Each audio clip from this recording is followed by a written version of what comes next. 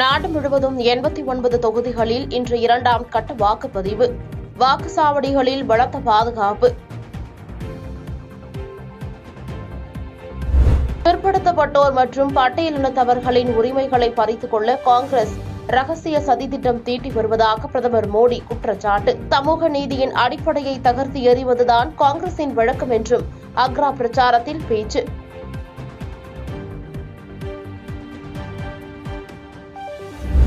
வரும் 29ஆம் தேதி வரை தமிழகத்தில் ஓரிரு இடங்களில் 4 டிகிரி செல்சியஸ் வரை வெப்பம் அதிகரிக்க வாய்ப்பு. உள் மாவட்டங்களில் சில இடங்களில் 41 டிகிரி செல்சியஸ் வரை வெப்பம் பதிவாகக்கூடும் என வானிலை மையம் எச்சரிக்கை. தாம்பரம் ரயில் நிலையத்தில் 4 கோடி ரூபாய் பறிமுதல் செய்யப்பட்டது குறித்து நயினார் நாகேந்திரனுக்கு 2வது முறையாக சம்மன். மே 2ஆம் தேதி தாம்பரம் போலீசார் முன் ஆஜராக உள்ளதாக நயினார் நாகேந்திரன் தகவல்.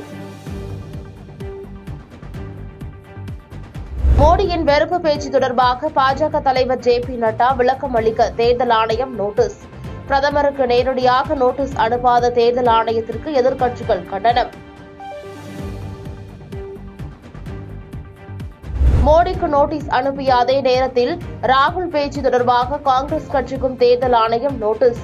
கேரள பிரச்சாரத்தில் தேர்தல் நடத்தை விதிகளை மீறிய புகாரில் நடவடிக்கை. விவிபேடில் பதிவாகும் வாக்குகளை 100% எண்ண கோரும் வழக்கு இன்று தீர்ப்பு வழங்குகிறது உச்சநீதிமன்றம். வெப்ப அலையிலிருந்து தமிழ்நாட்டை காக்க தமிழ்நாடு அரசு சிறப்பு நடவடிக்கை. வெயிலில் செல்வதை மக்கள் தவிர்க்க வேண்டும் என்று முதலமைச்சர் மு.க. ஸ்டாலின் வேண்டுகோள்.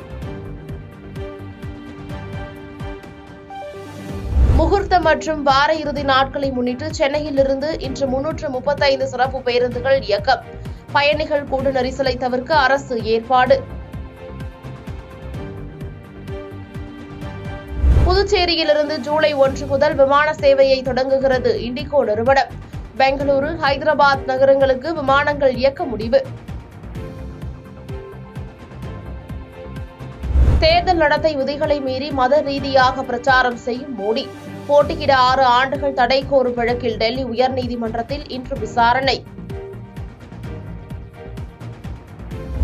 டிக்டாக் செயலிக்கு செக் வைத்தது அமெரிக்கா.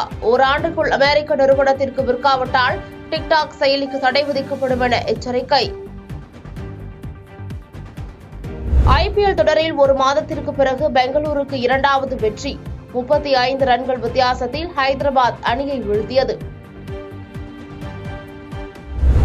ஐபிஎல் கிரிக்கெட்டில் இன்று கொல்கத்தா, பஞ்சாப் அணிகள் மோதல். வெற்றி பெற இரு அணிகளும் முனைப்பு.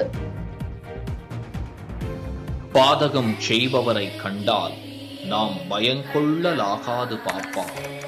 மோதி மிதித்து விடு பாப்பா, அவர் முகத்தில் உமிழ்ந்து விடு பாப்பா. அண்மை செய்திகளை உடனுக்குடன் தெரிந்து கொள்ள இணைந்திருங்கள் இயம்நாடு தொலைக்காட்சியுடன்.